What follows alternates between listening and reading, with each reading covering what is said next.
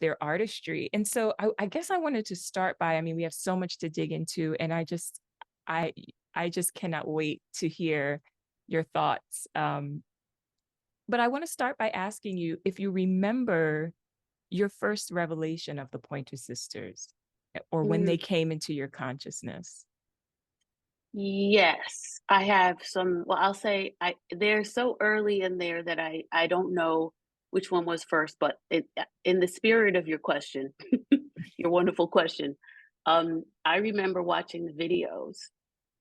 I didn't watch Beverly Hills Cop because that had adult language, so that wasn't something we were doing for the children. But I do remember the music video, and I think I'm so exciting. I'm so excited is what I tried to say. And my sister and I watched that. My sister Suzanne, and we're super close in age. And I know we watched it with my cousin, our cousin Kimberly, the three of us. And I remember, and Suzanne is to this day very glamorous and in a way more naturally glamorous than I am. And like the beginning of that music video, for people who haven't seen it in a minute, it's these tight close-ups of the sisters, and they're, oh my goodness, they're dressing up for a night on the town, and it's just chocolate cocoa brown skin and soft lighting and powder puffs like a soap opera type of thing, something very glamorous. Pearls, darling. You smell the perfume in the air. You feel this excitement that it's after dark and they're going somewhere, and it's so sensual. It's actually very. I think in the 80s there was this aesthetic with like let's get physical and Rick James and different things where you did see like a black woman could be really sensual. There was this burst with the music video of especially these artists who weren't necessarily like a dancer, like wasn't a dance act. It was really about these very compelling vocals. And it was set up in such a glamorous way. And that was a huge, I didn't know what they meant by let's get excited. And I didn't know what they were, the double meaning was, but I was very excited by their confidence and their glamour and just to see where are they going. It was one of those things they're very aspirational, like where are the Pointer Sisters going? Where did they get that look from? Where do they come from? They're just so gorgeous. Yes. It's funny. I think I had a similar experience, but I remember it was Jump, which is, Yes, from the same album. And I just remember we didn't have cable, I don't think, coming up. So I'm not right. sure if it was on Hot Tracks or Friday Night Hmm. Videos, or, what venue, what TV station or show it was that was showing it. But I remember seeing them and the sequence dresses. It's a very Mm, similar thing to what you're describing. The hair, the sequence, and the video was a dark backdrop, and it just looked like you said, it was sultry, it was smoky and glamorous and really fun too, yes, because the yes. music was so up. And So full of life. yeah, exactly. And I think because the huge commercial success of this album, it tends to almost overshadow the totality of their legacy. So I would love to just like zoom out a little bit and then zoom in to Breakout, because Breakout is 1983. By this time, they've been recording since 1973. So they've been recording for a decade. A And decade of work. a decade of work. And so the Pointer Sisters, who are from eldest to youngest, Anita, Bonnie, Ruth, and June, they are four biological sisters out of Oakland, California. And these four siblings were musical mavericks from Beat One. They did become a trio when Bonnie left to pursue a solo career in 1977. And the brilliant Dr. Tammy Kernodle wrote a fabulous piece for NPR about the Pointer Sisters. And she writes, the musical legacy of the Pointer Sisters has never fully been explored, despite the sustained popularity of their music. And I wondered if you had any thoughts on why these pioneers, maybe have escaped us in some ways when we think about the totality of their accomplishment and influence, whether it's, their protest leaning work or their Yes. ability to sort of shapeshift and unapologetically do their thing. Like you Yes. said, the fashion, all of those things. But I'd love to know, your thoughts on why they are sort of underexplored. Well, I really concur with you about that article. I think that it's a wonderful piece of scholarship. And I would say, even just looking at Breakout as, let's say, a lens to um, into why, into their genius and into how the music is really radical and really innovative. When you generally think, even in the time, there were music of this time that were exploring aspects of technology, um, like, of course, Herbie Hancock, of course, the Eurythmics, Annie Lennox, and Grace Jones. So I'm mentioning artists that influence me and also across, gender. But honestly, in great candor, Black women and uh, computer science and technology are not two things that are associated. We're not thought of as technologists right away. And in that sense, this album is Breakout is very counterculture. You look at Operator, you look at Neutron Dance, you look at Dance Electric, Telegraph Your Love.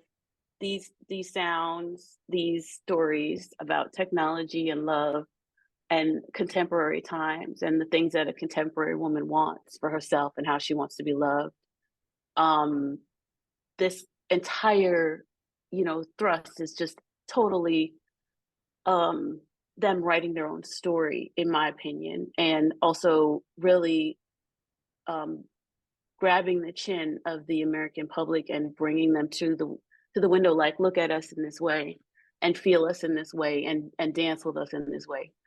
And I would say they, speaking to the depth and the breadth of their whole career, starting in the church, and not only, I mean, starting in the church, which is a sort of, you know, uh, um, it's a notion that's well documented, of the, the impact and the great influence of Black church music on American culture and on us as Black musicians.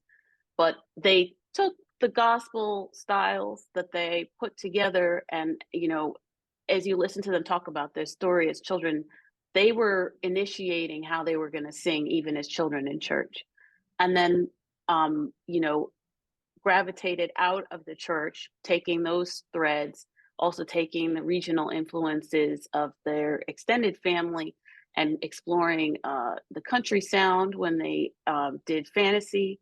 Isn't that the name of the tune? Is Fantasy? Is that right? It's a tune that they did, but they won the Grammy for. It was the country song. Oh, I think was it Slow Hand or was it? No, it's something like Oh, Fantasy something. Anyway, we'll come maybe you're back to right. it. Okay. But they did their first Grammy was for a country song that they sang at the Grand Ole Opry, and they tell that story often, like, that they didn't know, the audience didn't know that the artists were Black. So what I'm saying is they were really removing these notions earliest days of where they belong and and do they have the authority to speak on these things, whether it's technology or country music. And that is a wide open space for Black people in this culture. When you have artists who do that, they expand the space for every conversation. Absolutely. I mean, just such a brilliant take, Candice. And, I think that when I consider everything you just said and the courage that it takes to do that, because it can be polarizing on both sides. You're dealing with, racism on one side of it, where, there's an idea that country music somehow belongs to, Mm, whiteness, and it's very sort of associated with middle America and mm, the white man's soul or whatever, notions that some folks have about what country western music is. But then you have folks like the Pointer Sisters and Ray Charles, people who have sort of reclaimed it and Mm-hmm. given it a more honest, broader reflection of what it is, but the backlash and the racism that, comes with that. And then on the flip side of that, you have your own people who may feel that that is doing white music. And so it can be polarizing on both sides. Well, we always love um, an artist who, whether it's Little Richard or Khalees, who is exploring the alternate, the alternate Black girl experience. I think that's why you and I, if I were going to say in a nutshell why I was so excited that you, Hey, we will do that as we often will. as we need to. Okay. Yes, we Um, will. so I was thrilled when you wanted to talk about them, and because that's one thing I think that that is why you said, why was there a fear around giving them their flowers to the extent and attributing the genius that they are to them in the moment that they need the support, when they're emerging with these tunes. And I think it's really that, as I said, they just don't ask permission. They were really experimenting right at the gate, from the time they started singing all the way through, even presenting this story of a Black family through sisters. The Black family is not supposed to um, flourish. It's not supposed to shine, right?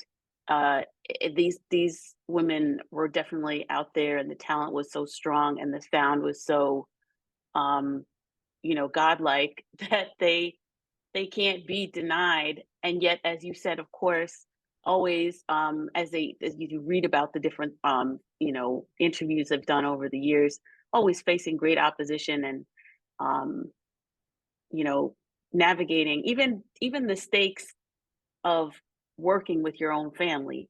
Everybody knows that that's how hard that is.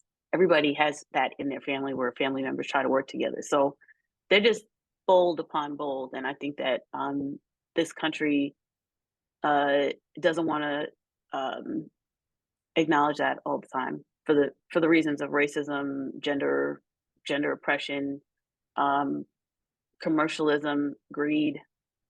I I mean, mean, you would have to, yeah, mhm. go into those type of conversations to get to the root of why.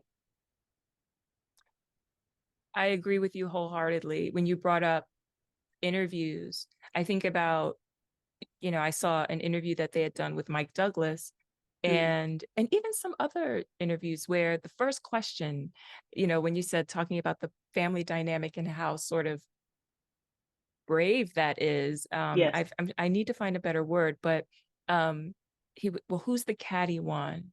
Mm, And is there jealousy? Is there infighting? Are you, all of, and I love that it's almost in unison that they would just squash all of that mess. right. That's, they would, with grace and with humor, where they would, it was almost laughable to them that that would even be something that someone would want to ask about. Or even the same Mike Douglas interview, I think it was 77. And the parents joined them on stage, their parents. And, the first question is, did you whip them? Did you guys get spankings? And then they're showing old pictures and he says something like, oh, look, I can't remember if it was Anita or Ruth, but it's like, oh, she's so slim and tall now, but look at this photo of her when she was just, had the cutest chubby baby cheeks, but Yeah. somehow that's becomes topic of conversation. And so it just reminds me what you're saying of um, not just the way that they had to have a sort of a tough skin about Hmm. their Hmm. musical and artistic choices, but also about the ways that they would be approached and some of those tropes that are Yes. reserved for Black women, how they had to constantly deal with that. And that even that those are the first questions. It's not even Yeah, it's exactly what you said. It's like there's a agenda in the mainstream culture in America of trying to find like logs to put on the fire of certain cultural tropes, because the alternative would be fully crediting and compensating and really making way, really giving, but I think, for these artists is what I was gonna say, and it also reminded me of that interview with, Venus Williams when she was a little girl, 12, and Richard Williams interjected when the interview was poking around, say, "How where do you get this confidence from?" I think Yes. that there's always, and he said, "Leave her alone. Leave my child alone. Leave this young woman alone. She's just confident. There's nothing for you to come in here and try to, um, you know, poison." And yeah, I think that they were just trying to pursue like a reductive tact to their genius, their musical genius. Those Oof. harmonies, um, the polyrhythms, the lyrics, the range of topics, the range of voices, the way that they fully sound like an entire gospel choir among four people. And that Mm. has a lot to do. I mean, I don't get into the vocal part. It's like, oh, Oh, we have to get into that. We are going to get it's just, into that. it's so potent that I think, and it's so direct. Um, and I think that one of the things, Angelica, when I was looking back at the early work, the first album, the one that's really jazz, has like some what's on there? It's definitely, Cloudburst. yes, there you go. Yeah, So actually, Jada. yes. Hmm. So that album that sort of draws some inspiration, draws inspiration from the Andrews Sisters, but definitely is highly um, stylistically their own. That I think that just shows, they were talking about how that was made and how they chose that sound and that look. And I heard June say in an interview that it was affordable. He said, "We went down to the thrift store and we got these 1940s clothes and we just made an aesthetic out of that." And that's very, as some would say, that's very punk. That for us, for Night Beauty, I've definitely had to do that, as an artist coming out of the pandemic. I started out telling you the album started through a grant that I wrote, um, you know, and that type of hustle and that type of ingenuity is also part of the Black woman artists that, I think they've pioneered for the all of us who come after. Oh, wow. Yes, yes. All the flowers. All the Mm, flowers. I mean, you talk about that first album. The first track is Yes We Can. This, Alan Toussaint cover that they just funk out. And then Cloudburst after that, which is like, it's here. It's like these rhythm mhm. changes. It's like, it's got like an Ella Fitzgerald kind of thing. And like you said, those tight harmonies and the Yeah. quick uh verbiage, the vocal is it, I guess vocalese, Yes. or Yes. it's just astounding to come right out the gate. Like we are we're all the things. Yes. I don't know if I can readily think of a group, male or women or male men, who has done that like that. Just, just across the gamut, in terms of a musical spectrum that way, just and how different the tracks are from one to the other. But it's like the most cohesive, amazing work, and especially for their first album. Yes. But I think that, um, there's also credit to, the producer, David Rubinson, who they were working with, who it was a collaborative sort of understanding, I think, about him not wanting necessarily like the girl group, and that being a perfect vehicle for them, because they weren't necessarily interested in being the sort of zipped up typical girl group, one Mhm. lead singer out front, the two in the back, and not to minimize or, you know mock that formula either. But I think like you were saying, when we talk about their innovation, I think that was one of the things that we have to think about, is that even as a group, the formula of the group was different. Oh, And then yes. yeah. And I think also for the pains and the challenges and just the very vulnerability of performing with your sisters, and making a plan that everyone's voice is going to get poured into this one voice in the way that it is, in these harmonies that are so tight and so deft. It's a different kind of girl group already there. You know, they just the fundamental elements, the elemental nature of this group is different, just because of how nature made them.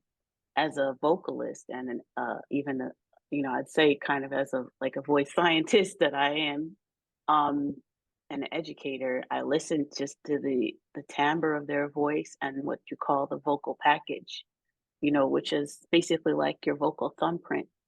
And one of the things why I believe that they sound so incredibly good together is because their timbres, even even though they take different vocal parts, I do believe that their voices are they sound so rangy to me, even though they are there's a lot of fidelity to the vocal parts, you know, that Ruth is gonna sing tenor and Anita's gonna sing alto and June is gonna sing soprano. Um, that they have the range, they could sing each other's parts if they wanted to, but there's this perfect balance that comes together, and the weight of the voice, like how loud it projects in that certain range, is why they are assigned that vocal part. But there's a similarity in the timbre that makes them blend to the point where it almost sounds like one person, until, because of the power of the three individual voices, that one person actually kind of it's like the Matrix, you know, they move from this perfect voice of three, and then one person steps to the front, and then you get this lush voice that's only one person. It's a visual experience as well. And they're so playful and they're so free because of their brilliance and their mastery of their vocalism, that they dance and they move and they're dressed like Cleopatra, or they're dressed like a robot, or they're dressed like a toucan, and it just doesn't matter, honey. Or it's a suit, it's a gown, it's whatever it's going to be. It can be off the cuff, but you know, it's ever present. And then, I mean, as they talk, Angélika, we were sharing some different things that we enjoy about them. You know, these uh, past weeks leading up to this wonderful day we're here together, and we saw also and shared that their life on the road was not their life at home, that they each had lived in different cities, and you know, they didn't see each other all the time off the road. And I love that. Actually, as a sister, I think, you know, we're not Siamese, or we're not, you know, two peas in a pod. We individuate, but because we love each other, we can still come together. And that's like a humanity lesson. And that also goes back to why they're threatening. Mm-hmm. Why we, because we're able to individuate, but also still love the collective. Yes. Yes. And that is what they mean to me. That's Yeah. why they're one of the bands that made me want to make a band.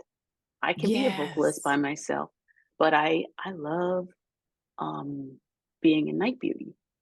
I love to be triangulated with these two other Black women, and I love to improvise with them and explore and experiment. Um, and I like the lived experience of that. I also think that as we talk about the power of the Pointer Sisters, that it's so wonderful and awesome to talk about Bonnie Pointer, who is so, I was going to curse, so talented. And I was listening to her solo records last night, and so she's so, there's one she says like, I'm a beast. There's a song called like I'm a beast, I think, and it's the coolest song. Um, and then I was also looking at that disco song that she had that was a really big hit.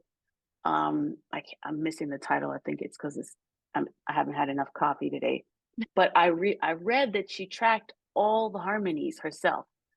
And it's such an achievement as a vocalist when if you all check that one out, that disco song, like it sounds definitely like there's other people, and the harmonies are so creative. And so I think it's so wonderful that sisters can love each other apart or together, and that it's still all Mm, love. Like Bonnie and Anita definitely were making music um, towards the latter part of their time with us here in this realm, and they were always close and they stayed close.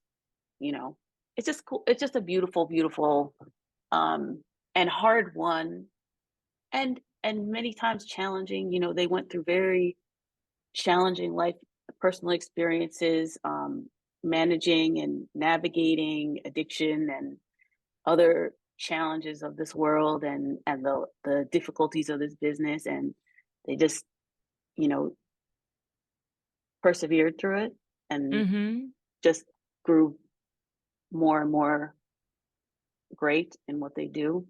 mm-hmm.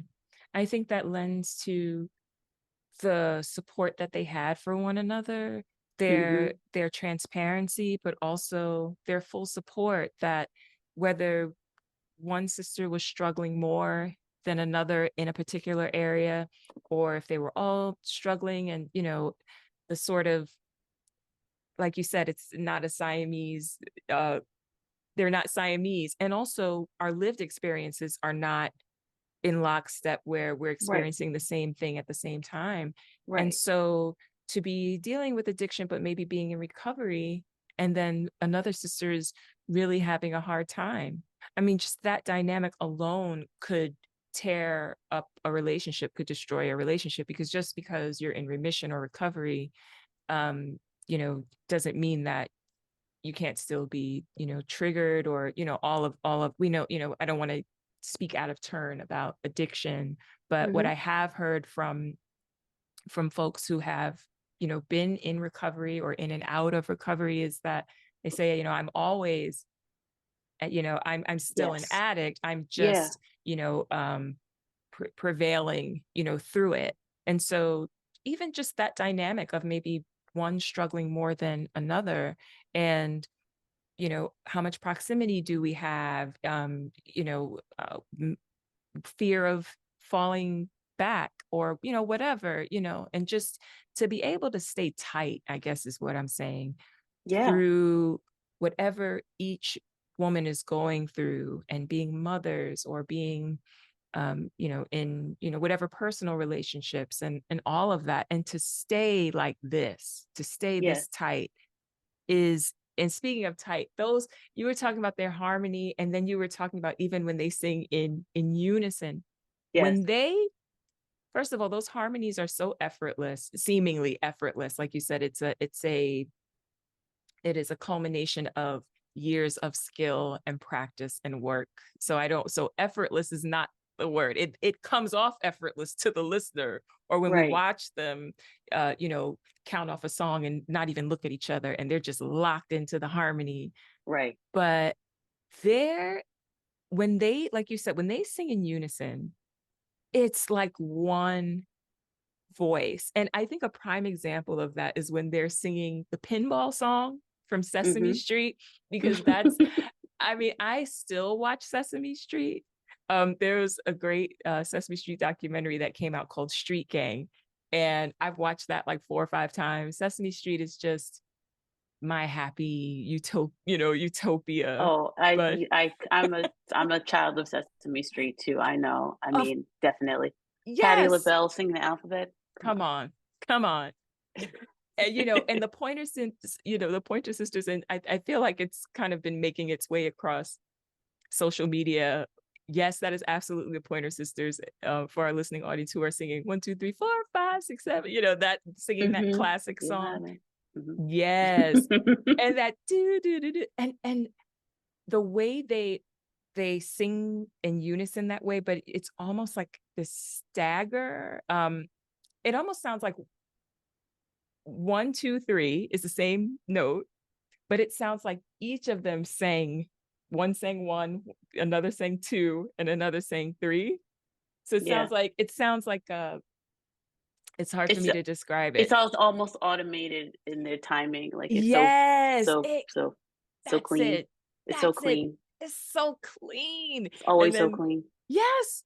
And then they break out and blossom into this gorgeous harmony. And even these very interesting sounds, when it breaks out into the sort of solo section, if you Mhm. will, of the piece when it goes into double time. And one of them might say eight, or, in a really weird way, or like a really high note or something like that. And I would imagine that, sort of the freedom to that, it's almost sort of avant-garde when I think even about Night Beauty and the way you use your voice, where it's free, like you said, and it's Afrofuturistic, avant-garde. And so sound becomes less about, I would imagine, and you tell me, Yeah. less about um a specific sort of note and more about a feeling. And I feel Yes. like the Pointer Sisters, they can be clean, but they can also be really Yeah. avant-garde and just free. Yeah. I mean, I think that's a wonderful way of putting it, and I think as we're talking, we're really highlighting breakout, and I think about automatic, which is something you and I talked about like in the first 2 minutes of this when we got together you invited me. Thank you. Um, and I think that just even using that uh, really deep tone, that particular key, and not moving the key was so fantastic because, and it's so radical. It's a radical application of that vocal range, that tenor range for a woman. Because if you really think about it, in line with what I was saying before, that Black women in technology, which is another reason why we were very um, certain that Night Beauty was going to be our, we were going to give birth to Night Beauty because we do use so many electronics in Night Beauty.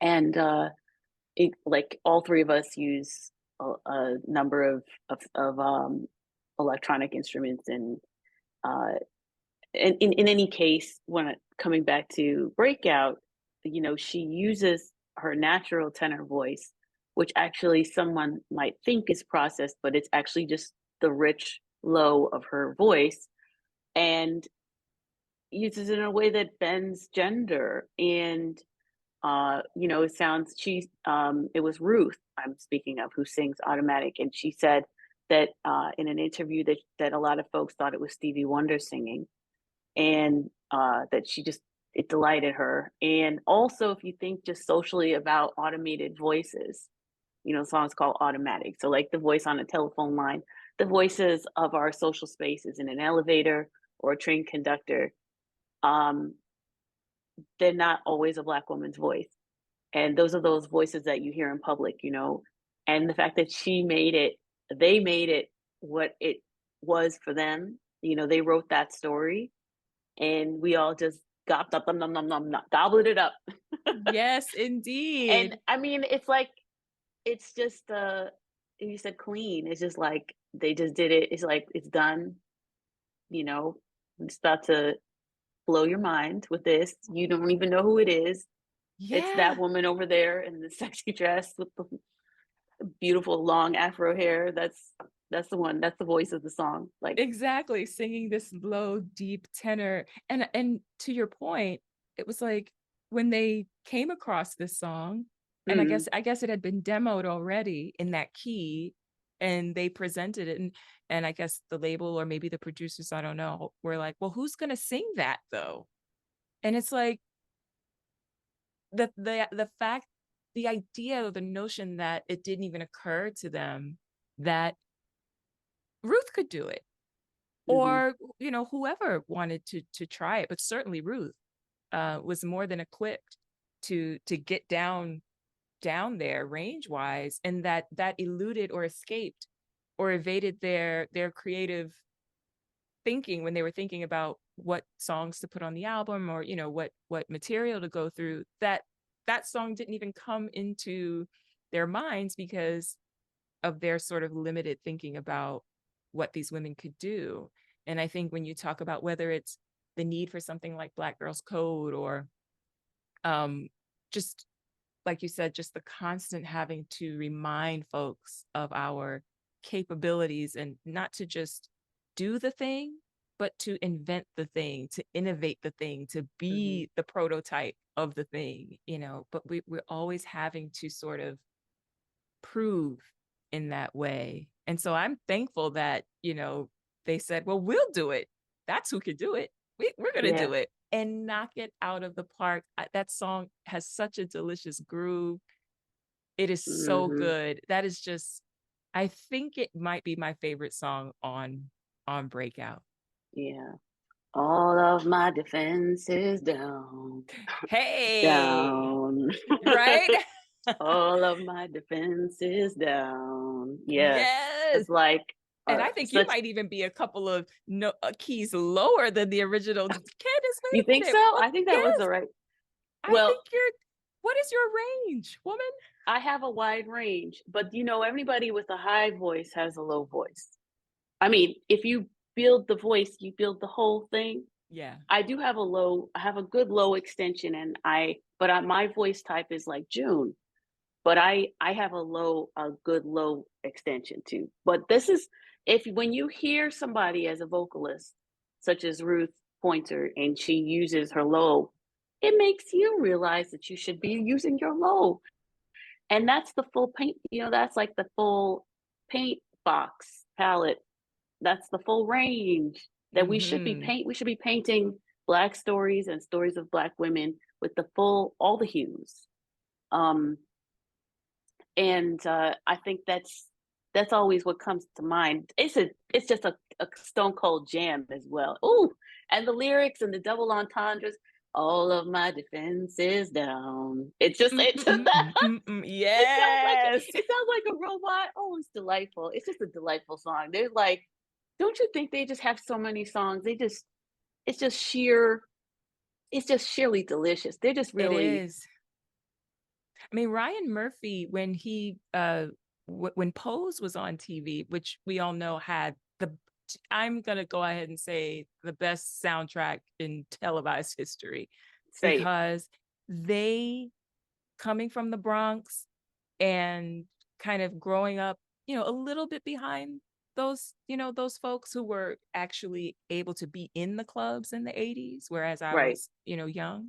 But just in right. terms of the authenticity, that I can vouch for. And the music choices in the series was just chef's kiss.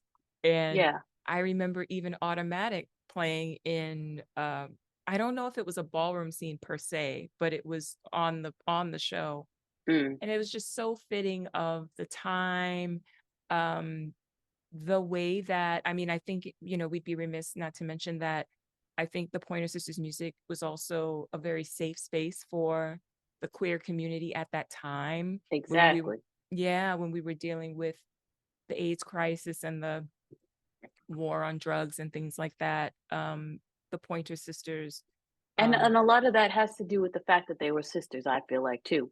Mm, Because yes, because there's a messaging in who is giving you the music, and there's a messaging in the fact that they are sisters, and there's it, like you said at the very beginning of this interview, where you said that there was a tendency in the media to try to reduce them. They're always trying to reduce women in relationship with each other, like even with queer women, trans women. Is there a stereotype? Are you catty? Are you bickering or jealous or what have you?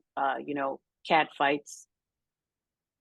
And the sisterhood element is a noble element. It's an element that puts them above that type of foolishness. It's like, this runs deeper. This is our family lineage. Okay, we're not just doing this for you, we're doing this for the ancestors. We're yeah. doing this for everyone that's coming after us and everyone that's coming before. I even watched um and this is again, Wendy Williams, another really important creator. and you know, someone who is affirmed in so many ways the queer community. And Ruth Pointer came on Wendy Williams just 6 years ago, uh, and uh, and she was saying how she's now doing a lot of these songs with her daughter and granddaughter. So that's the way that they were a couple years ago. That was the recent iteration, but that's intergenerational. You know, that's like that's just so powerful. So Hmm. I think that that's why Black queer people would find the type of depth that should be a factor in, you know, how you talk about Black people, queer, and just across the spectrum. Like, we should be able to have different relationships and different conversations on different days. And um, I also found it always very empowering. Like, anytime they're talking about love, like there's a song on Breakout called I Need You. And oh, I can go into all these. Love that You love song. that song? I do. I was Yes. thinking, so every time I hear a song, I'm always like, would I sing this song? And I was like, oh, I had to have like a kind of a come to Jesus with myself. I was like, I always hesitate about singing these songs. Any song where I have like a moment, that a blip, like, Hmm. ooh, she just sounds so really, she's really like, um, he really got her wrapped around his finger. Right. It's kind of Yeah. a like she's begging, kind of, you know. Yeah. But I think that what I'm saying is, as an individual, it's one thing. But when you're singing that song with your sisters, it just allows you, you never look as um exposed. You feel, look more confident in bold statements. It just comes, it has a certain swag to it that I love, that I think makes the I song work love even better, I love that take. you know? I love that. Yeah, because you've got your crew with you. Yeah, it's like this is real. Yeah.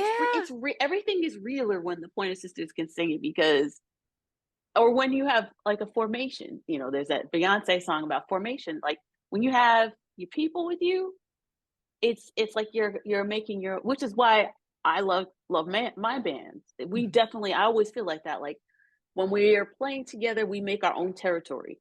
We're in the venue, but this is a territory. You all have a passport. You have access into this space that we're gonna make. But like, and then the any proposition, whether it's I need you, or you know, whatever it may be, you can say it. Yes. I love that, Candice. I've never thought of it about it like that.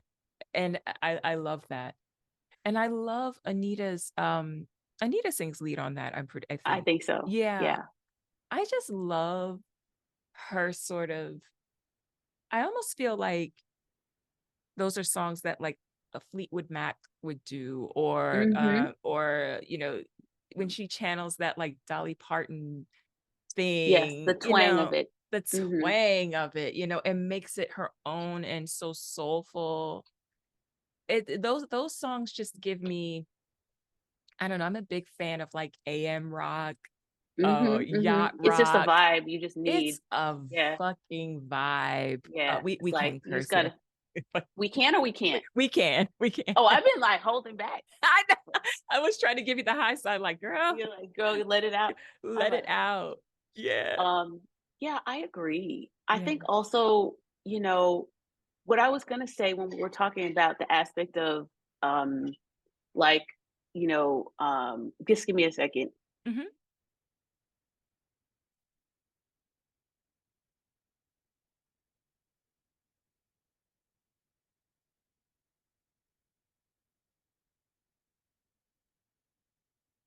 So I think, you know, we were talking about the dimension of addiction, and I think we should talk a lot about the pressures that created this diamond of this album, and just the whole career.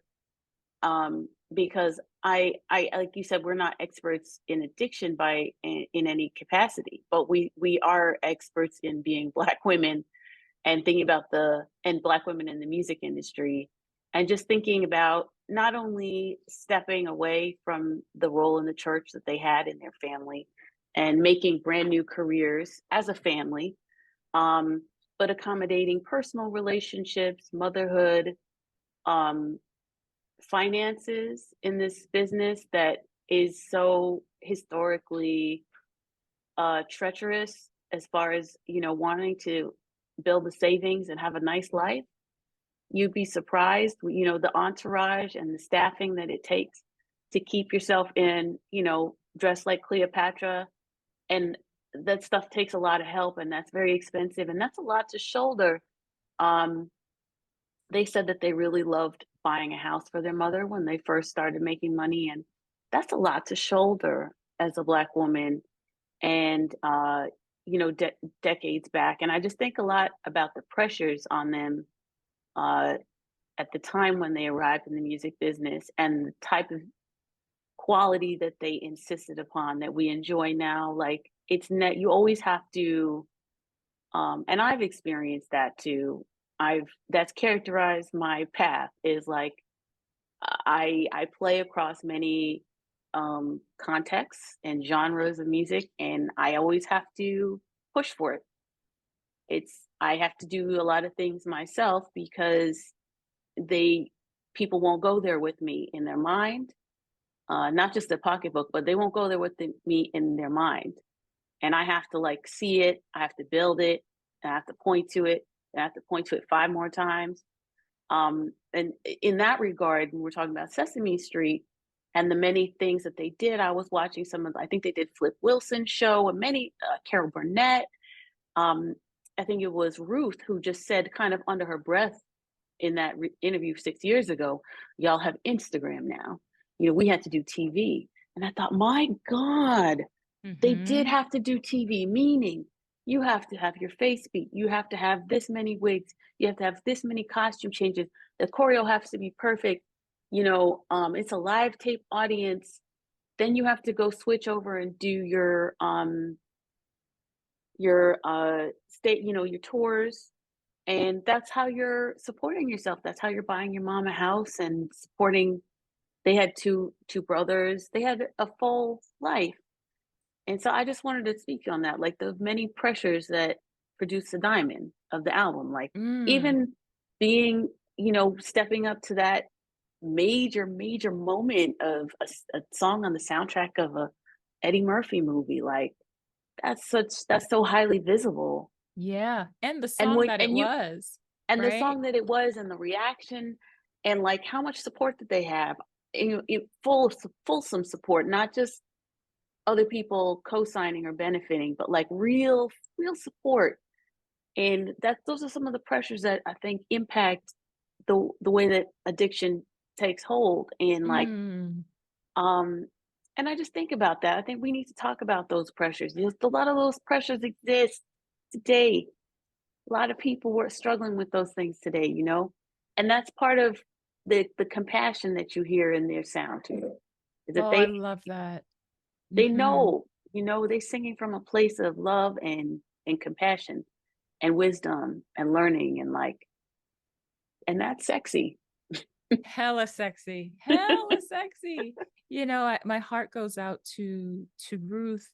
Um, she's, the last pointer with us.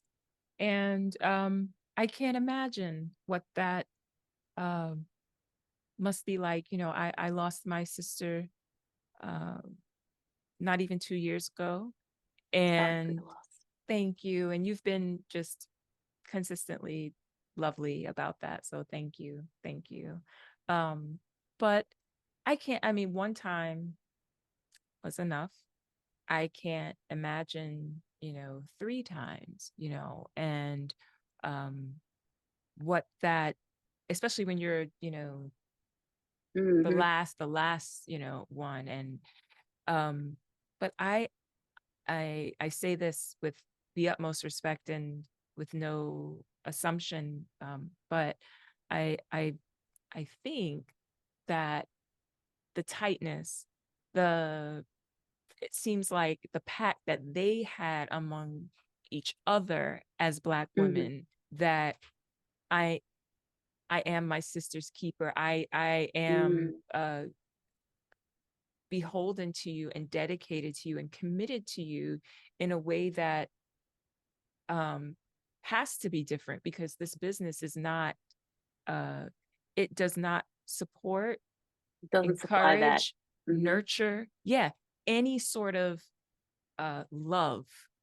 Consistency, love, love, love underneath it all. Yeah, The it's business is not, not that. It's a connection to people. It's the yeah, connection to healing through the music. right. But That's the guiding light. that's the guiding light. And they got that. But not the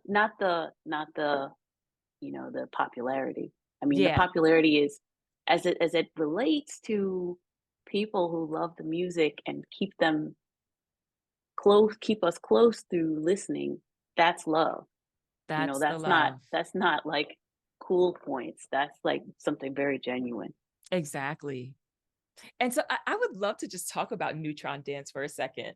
Hmm. Um, Co-written by Danny Cimbello, who I'm a huge fan of. Michael Cimbello, his brother who wrote Maniac. She's a maniac, who was speaking of Of Stevie course, I know Wonder. the song, but I Of didn't know about the. course.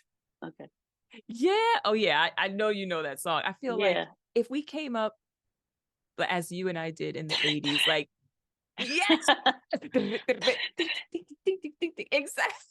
with Yes, nowhere with nowhere to dance. Nowhere with to no, dance. Just in your hairbrush. exactly. Exactly. Um, and that was, but Michael Mom's Cimbello, who, dress, mom's dress, mom's lipstick, oh and yeah. and a hairbrush. Oh Like, yeah. how much stuff can I pull down and put back before she comes back in? Was that from Flashdance? Was that the one when Jennifer Beal was like moving around and like doing all I think that? so. I I think mm-hmm. so. I I was think like, that's we were like a little. We saw it probably after it was, you know, but maybe a little after. yeah, but honestly, like, you gotta know that. You just gotta know that You song. just gotta know that song. And so that's So Michael Cimbello. Danny is his brother who co-wrote Neutron Dance, which is this, like, it's I almost like love that. boogie woogie meets new wave. It's like dunk Yes, dunk dunk indeed. dunk dunk dunk. That's a perfect description. And I Yeah. also love that they create language for. I'm like really about that. They create Yes. language for the song, because what is a neutron dance? I don't know What what a is a neutron dance. neutron It's dance? like, sounds Woohoo. great. Yeah. Exactly. Exactly. That song, which, as you mentioned, was on the Beverly Hills Cop movie soundtrack, which ended up winning the Grammy Award for Best Score Soundtrack Album that year.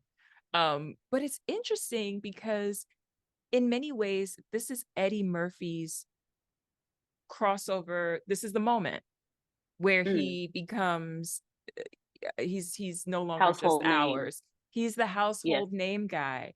And so I find it interesting that, although I would argue that the Pointer Sisters were possibly household names before this, but I mean, because, he's so shy and slow hand, which had come out at the top of the 80s, like right before this record. But they were really household names after breakout. And this young Yes. Eddie Murphy is on the same track, or trajectory. And I wonder what you think about, because when we say the word crossover, it's I don't know, it's a tricky concept, because crossover often means acceptability. It means, you've made it in a way, but it also means the white people have accepted you. Hmm. And I don't know that that's necessarily an accomplishment or even an aspiration all the Hmm. time. So when we say Hmm. crossover, like, oh, they made it, what does the Pointer Sisters, and even Eddie with Beverly Hills Cop, like, what, or Patti LaBelle's, Stir It Up, which was on the Beverly Hills Cop soundtrack as well, also Hmm. written by Danny Cimbello, the where they had these really big pop moments in the 80s. I'll take Patty out of it. She was already kind of a legend, but just how do what is a you crossover how do you mainstream thing? reconcile that? Yeah. Yeah. Well, I think that anything that allows you more leverage, especially in something that was genuinely so fantastically well done, like an Eddie Murphy comedy. Um, it's just an exciting opportunity, and I think, as I was saying before, there's so much instability and inconsistency. Even if when we talk about albums that we love, they're like a whole, uh, they're like a rocket ship to another place for us as the listener, right? But Mhm. for an artist like the Pointer Sisters, there are peaks, but with every peak is a valley. And so I Mm. think, there are dry times. There are the times like a lot of us as artists, especially in jazz, which is a genre that's, uh, you definitely have to work like a duck, paddling under the water to look like you're gliding. And because we just don't have as much infrastructure as other, mainstream avenues of media and stuff. And we haven't converted to digital. We did a lot of moving forward into the digital era over the last 2 years, necessarily. And there's markers of all the amazing innovation that we've done. But I'd also say, like, it just takes a lot of work to have a life that feels um, consistent and like well supported and allows you rest. And to the extent that Black women artists need to cross over or find a creative application of their work, I just don't. I'm not punishing about that. Like, if they needed to do that because they have expenses, or someone, you know whatever, or they just want to, how about they just want to try it and see what it feels like? Yeah. It's an aspect to me of experimentation. I don't think of crossover. I think of experimentation, because I don't think that any Black artist necessarily, I can't really think of an example of anybody moving into the mainstream and just hanging out there forever. They're always just Right. going to range where they want to be. So I feel Mm. like, let us live, like, let them live and let us live, do what we want to do. Mhm. I'm sure that when we saw them in the Eddie Murphy movie, Beverly Hills Cop, they were off doing something super avant-garde somewhere else at the same time. Like, we don't see that's the thing that's being promoted. That doesn't mean that's all that they're writing something else in the lab. That's Ex just how Black musicians are. That's I right. mean, it's Black music. Like, Exactly. it's fine. It's fine if they can place it in a movie. So Yeah. I'm very different like that. I mean, I'm very particular. And I think that's what's allowed me to grow as an artist myself, is to Mhm. um not be judgy about any creative thoughts I have of where my music could be. Mhm. In the last 2 years, I've released something that came out as a, um, I guess, like jazz, like electronic jazz, and then it was called soul, and then I did a house remix, and then this is, Night Beauty is definitely something they call more experimental. Um, I still perform a lot. My next, I mean, in different genres, and my next performance is in March with Springfield Symphony. I'm going to sing Samuel Barber's Knoxville Summer of 1915, which is orchestral music for soprano and Mm. orchestra Love that it. Leontine Price famously, most famously recorded. And I just, I don't consider it crossing over, though. I think it's just me, Mhm. and Yeah, doing what there's you not, yeah, there's no rules to me. It's just Yeah, my own exactly. internal rules. Yeah. Make the music you're capable of making, that you dream of and that you hear. Yeah. And I think, for a group like the Pointer Sisters, where they felt the for all of their enormous success, right? Like, who doesn't know I'm so excited, which is or jump, for my love. But I mean, they it was tremendously successful, but I think that they felt the cold chill of as we kind of hinted at earlier, of different people for different reasons. Mhm. And you could think that they'd say, okay, why don't we sort of give the people what they want, or why don't we, pivot? I mean, it happened Right. to Whitney, you know, Right. um, and she, and then she gave us "I'm Your Baby Tonight," and folks kind of chilled out. It's like, okay, Yes. she's working with Babyface. We all right, okay, we won't boo you Right. at the Soul Train Awards this year. But Yes. I think that it was also really just kick ass of them to say, well, you know, you'll get on our train. We're not gonna change the path or go a different route because we're feeling the pressure of the backlash of a song like this. And I'm so grateful for these songs. I'm so Right. grateful for their decision, and I'm grateful for these joyful songs. Right. Jump, when I hear Jump, as they're saying "Jump for My Love," and even the video, it's everybody's jumping. Dr. J is jumping. All these amazing Olympic athletes are jumping all over the place. But for me, it almost feels like, go ahead, reach for it. It's like an anthem. Well, Jump. You know what I mean? you So I'm know, I love yeah. Zora Neale Hurston, right? I wrote a song about Zora Neale Hurston. I called Zora's Moon. Mm-hmm. But Zora also has she wrote the line "Jump at the Sun," Mm. and I think of that like, you know, the jumping in African American um, and Black uh, culture. It signifies sort of um, not moving beyond the earthly sphere, moving beyond the temporary, the into the eternal, into the infinite, the transcendent, the jump to jump out of these earthly terrestrial things. So I mean, I don't think it's that. I know, like, gee, that she's taking a real deep on jump. Jump is just supposed to be for fun, but I do think that there's a wonderful choice in every sing they sing.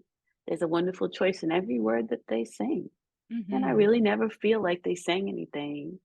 Whether they have their albums that are on Beverly Hills Cop, or they have their albums that are lesser known, they never really sang anything that they didn't mean.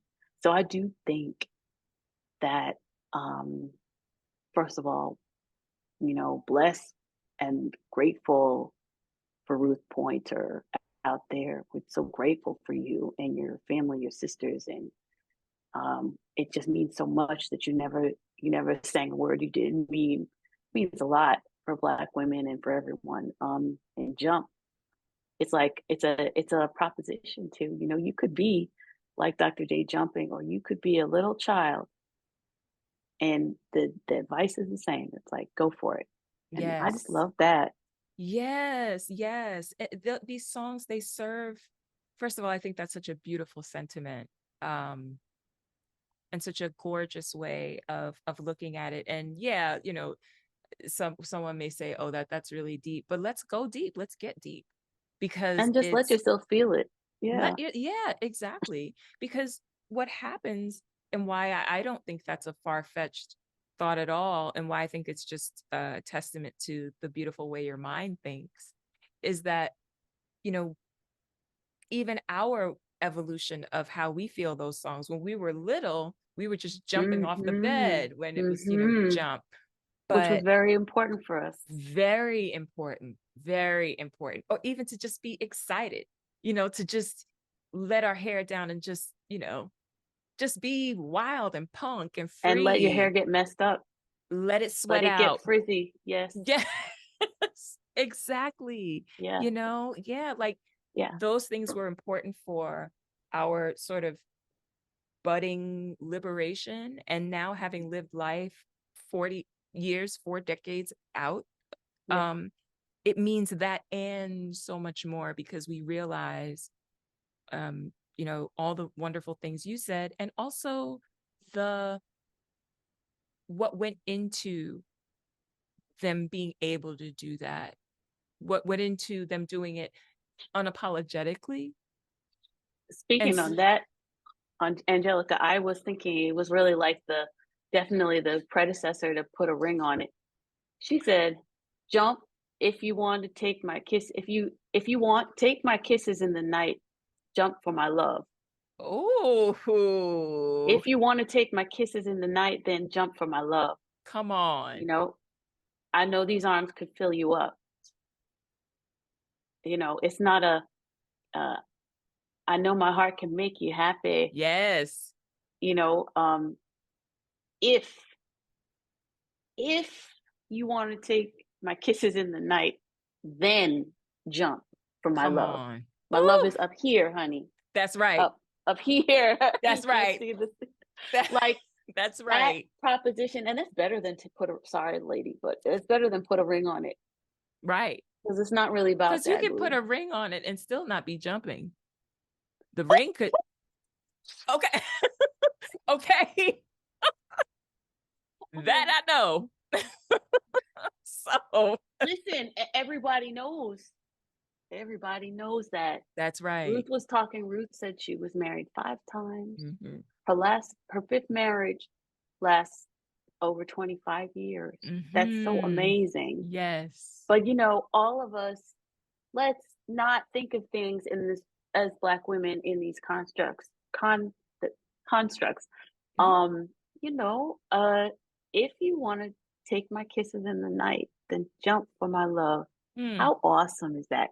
Oh, Then Dr. J can do his dance, and we yeah. can dance on the bed with the hairbrush. But Yeah. somewhere else, Anita and Ruth and June know exactly what they're saying That's right. and who they're taught. It's like and so and our aunties. Your uncle knew what that meant. The uncle that introduced, he knew what the heck they were saying. We didn't That's quite right. know all that. And I That's just right. love all that's the capaciousness of the Pointer Sisters. Mm-hmm. Mm. Like I love those. I mean, I was just like savoring those when we were getting, you and I were getting this convo together. Like I was like that them Yes. lyrics just deep as hell. Like, dang, I mean, I love if that you you want to take my extracted that with kisses in the night, then and it's just a happy thing. It's light. It's like yeah. it just is what it is. It is what it is, These baby. are the Like the rules of balls in your court. engagement. Yes. These are the rules of engagement. These exactly. But either way, whatever Consent, you but consent, decide, it's not. I'm still in my joy. I'm still over Yes, here with my sister. yes, she's still way up high because you still have Yes. to jump up for it. Yes. I'm up here Yes. floating, quite joyful. Yes. It's just beautiful. It's not. I mean, consent. People think it's like a sterile thing sometimes, but look how confident that convo is. That's just like a great Mm-hmm. conversation. She's in with her lover. She's like in a great conversation with her lover. She's not trying to trick or trap or he's not a munch. It's just Right. like Yeah. it's this great conversation. It's just, but if you want more, if you want If you more, want more, more, more, jump. yes, Ooh, exactly. exactly. This is, this, it could be And that this. bridge is so good, right? When you are Mm. next to me, ooh, Mm. I come alive. Yes. And it's like, That minor to major moment. I love it. yes, Woo. and they definitely are already. It's a sexual relationship. It's happening Yeah. already. It's just Yeah. about like what's happening next. It's If not you want like, more. yeah, it's great. It's just a great. Mm-hmm. It's a Mm-hmm. wonderful, which is why I'm like, it's just so wonderful. It's so joyful to see an artist really just being themselves, like fully and creating songs and like a discography that they will grow into and always be proud of. I just that just means a lot to me. So that's what I always Yes. hope. That's my dream for myself is just longevity in the way that I'm making music. Mm-hmm. Yeah. What would you say? And I mean, I feel like you've said it throughout this episode. You've been just so thoughtful and brilliant. But what would you say you are most grateful for as it pertains to the Pointer Sisters 40 years later? Their Or even, presence, mm, their presence, Angélika, their presence, their presence, because they have definitely improved my singing, which is so daily important to me. They probably more powerfully connected me. I mean, when I say more powerfully, I mean probably this has an even deeper esteem and value for me is the way that they helped me to connect with my sister. My sister has a beautiful singing voice, but it was always funny. I was telling Angélika, and I'll tell everybody who's listening. Thank you, everybody who's listening, joining us on this. Like when I was little, the first way I was really experiencing the Pointer Sisters, besides what we were saying of like watching our grown ups dancing to it and like peeking in on them, is we thought we were a little girl group. And the thing was that my sister, she could sing. My cousin, and the three of us line up with our kind of hairbrush, and we make everybody watch. And it would be like this, and nobody could see me, but I'm like singing. I'm mimicking for Angélika right now in the screen. Like I would be singing, and the children just like creep off the side, kind of. They were not interested in being a band with me, um, in the public sense. But I was like writing songs. I was making up things that I thought we could sing about. I mm-hmm. didn't know how to write a love song. I started trying because the Pointer Sisters, because my first band was like my sister and my cousin. So I just say it's like the totality of the experience of making me feel like I belong in music, and I belong to myself, um and that I should always try to be a better musician, which I do every day. Those things I ascribe to loving their music. I mean, they just became a wonderful, wonderful, bottomless influence on me, among with many other kinds of music. Just as they would say that many other kinds of musicians inspired them, and that's why you hear the range from country to electronic to soul to gospel. I too have like a To whole, jazz, yeah. yes, of course, jazz, that first Mm-hmm. album, and I have my range of influences too. But yeah, I'd say that the totality is just that. Mm-hmm. I mean, I feel like we could almost, and because we've done it to a great degree in this conversation, sort of splitting it between talking about breakout, but it's so it's not even appropriate, I feel like, to talk about that without talking about all the other things that we've talked about. And I feel like we could just talk for a whole hour just about their legacy, just across. I wish we could touch on all of the albums because there's so much depth and breadth and skill and Yeah, innovation and imagination and personality and effervescence and yeah, soul and swag and smoothness. It's just, they are, I mean, I just hope that in the years to come, that our collective appreciation for the Pointer Sisters just continues to deepen and deepen and deepen as we sort of have a slow revelation of just how extraordinary these women were and are. yes. And you are an extraordinary woman, and I just want to thank you for being here with me and sharing space and ideas and heart with me today. Thank you so much, Candice. Thank you. Well, I appreciate you so much. I've been a big fan of yours, since I encountered your writing at Downbeat magazine. Phenomenal. I was like, who is this person? Can I meet her? This is brilliant. It's like some of the best writing I've experienced here, and